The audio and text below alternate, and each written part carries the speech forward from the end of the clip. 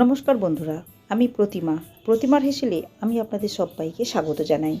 এই আমের মরশুমে আমি পাকা আম দিয়ে আপনাদের সঙ্গে বিভিন্ন রকমের রেসিপি শেয়ার করেছি। আজ আমি আপনাদের সঙ্গে শেয়ার করব পাকা আম দিয়ে তৈরি আমের ফুরুলি বা বড়া, আর বানিয়ে দেখাবো পাকা আমের রস বড়া। খুবই সহজ একটি রেসিপি, যে কেউ খুব সহজেই রেসিপিটি বানিয়ে নিতে পারবেন। আসুন দেখে নেওয়া যাক রেসিপিটি কিভাবে বানাবো। রেসিপিটি বানাবার জন্য লাগবে পাকা আম। এর জন্য দুটো মিডিয়াম সাইজের পাকা আম নিয়েছি। একটা বাটির মধ্যে নিয়ে নিলাম হাফ কাপ পরিমাণ সুজি। এরপর সুজি ভালো মতো ভিজিয়ে নেওয়ার জন্য সুজির মধ্যে দিয়ে দিলাম 1 কাপ পরিমাণ গরম দুধ। ঢাকা দিয়ে 10 থেকে 15 মিনিট রেখে দিতে হবে, এতে করে সুজি খুব ভালো মতো ভিজে যাবে। অন্যদিকে আম কেটে নিতে হবে। এর জন্য প্রথমে আমের মোটার অংশ কেটে বাদ দিয়ে আমের খোসা ছাড়িয়ে নিয়ে আমগুলো ছোট ছোট টুকরো করে কেটে নিতে হবে। আমের টুকরোগুলো পেস্ট করে নেওয়ার জন্য এভাবে ছোট ছোট টুকরো করে কেটে নিয়ে এরপর নিয়ে নিলাম একটা মিক্সি জারের মধ্যে। আমি এখানে একটা আম ব্যবহার করেছি। দেখুন, সমস্ত আম খুব ভালো মতো নিয়ে নিয়েছি। এরপর ঢাকনা বন্ধ করে আমের স্মুথ পেস্ট তৈরি করে নিতে হবে। দেখুন, আমের পেস্ট তৈরি করে নিয়েছি। এখন এই আমের পেস্ট নিয়ে নিলাম একটা বড় পাত্রের মধ্যে। এরপর আমের পেস্টের মধ্যে দিয়ে দিলাম 1 বাটি পরিমাণ ময়দা। আর দেখুন, আগে থেকে ভেজানো সুজি খুব ভালো মতো ভিজে গিয়ে অনেকটাই নরম হয়ে গিয়েছে। এখন এই ভেজানো সুজি দিয়ে দিলাম ময়দা ও আমের পেস্টের মধ্যে।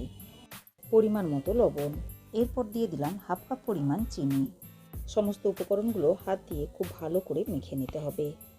সমস্ত উপকরণগুলো খুব ভালো মতো মেখে নিলে ফুলুরিগুলো নরম ও স্পঞ্জি হবে। দেখুন, মিশ্রণটা অল্প একটু মেখে নেওয়ার পর সুন্দর ফ্লেভারের জন্য 4টে এলাচের দানা থেতো করে দিয়ে দিলাম ব্যাটারের মধ্যে। দিয়ে দিলাম 1 চা চামচ পরিমাণ মৌরি গুঁড়ো। আবারও সমস্ত উপকরণগুলো হাত দিয়ে খুব ভালো করে মিশিয়ে মেখে নিতে হবে। আর হাতের সাহায্যে এইভাবে মিশ্রণটা খুব ভালো মতো ফেটিয়ে নিলে ফুলুরিগুলো খুবই নরম ও স্পঞ্জি হবে। দেখুন, ব্যাটারের ঘনত্ব এই রকম রাখতে হবে। এভাবে হাতের সাহায্যে 2 থেকে 3 মিনিট সময় নিয়ে ব্যাটার খুব ভালো মতো ফেটিয়ে নিতে হবে। দেখুন, ব্যাটার খুব ভালো মতো ফেটিয়ে নিয়েছি। এখন ফুলুরিগুলো ভেজে নেওয়ার জন্য গ্যাস ওভেনে কড়াই বসিয়ে কড়াইয়ের মধ্যে দিয়ে দিলাম পরিমাণ মতো সাদা তেল।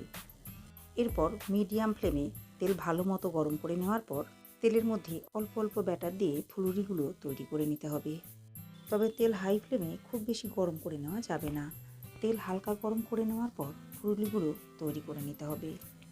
মিডিয়াম ফ্লেমে 2 থেকে 3 মিনিট সময় নিয়ে ফুলুরিগুলো উল্টে পাল্টে একটু লালচে করে ভেজে নিতে হবে। দেখতেই পাচ্ছেন, ফুলুরিগুলো বেশ লাল করে ভেজে নিয়েছি। এখন ফুলুরিগুলো তেল ঝরিয়ে উঠিয়ে নিতে হবে অন্য একটি পাত্রে। পরের ব্যাচের ফুলুরিগুলো এভাবেই ভেজে নিতে হবে। তবে ফুলুরিগুলো হাই ফ্লেমে একেবারেই ভাজা যাবে না, এতে করে ফুলুরির বাইরের কালার খুব সহজেই চলে আসবে আর ভেতরটা খুব ভালো মতো ভাজা হবে না। একটু সময় নিয়ে ফুলুরিগুলো উল্টে পাল্টে লাল করে ভেজে নিতে হবে। দেখুন, পরের ব্যাচের ফুলুরিগুলো ভেজে নিয়েছি। দেখুন, 3টি ব্যাচে আমি সমস্ত ফুলুরিগুলো ভেজে নিয়েছি। এরপর রস বড়া বানিয়ে নেওয়ার জন্য গ্যাস ওভেনে একটা পাত্রের মধ্যে নিয়ে নিয়েছি 2 কাপ পরিমাণ জল। জলের মধ্যে দিয়ে দিলাম হাফ কাপ পরিমাণ চিনি। দিয়ে দিলাম একটা এলাচ। এরপর মিডিয়াম ফ্লেমে জল 2 থেকে 3 মিনিট ফুটিয়ে নিতে হবে। এখানে একতার কিংবা খুব ঘন চিনির সিরাপ লাগবে না। 2 থেকে 3 মিনিট ফুটিয়ে নিলেই হবে। দেখুন, আমি 3 মিনিট মতো ফুটিয়ে নিয়েছি। এরপর গ্যাস অফ করে গরম চিনি সিরাপের মধ্যে দিয়ে দেব আগে থেকে তৈরি করে নেওয়া ফুলুরি। তবে সব ফুলুরিগুলো দেবো না, কিছু পরিমাণ দিয়ে বাকিগুলো ভাজা অবস্থাতেই খাওয়া যাবে। দেখুন, এই ফুলুরিগুলো এভাবেই ঢাকা দিয়ে 1 ঘন্টা মতো রেখে দিতে হবে। এতে করে ফুলুরিগুলো চিনির সিরাপ টেনে নিয়ে খুব ভালো মতো নরম হয়ে যাবে।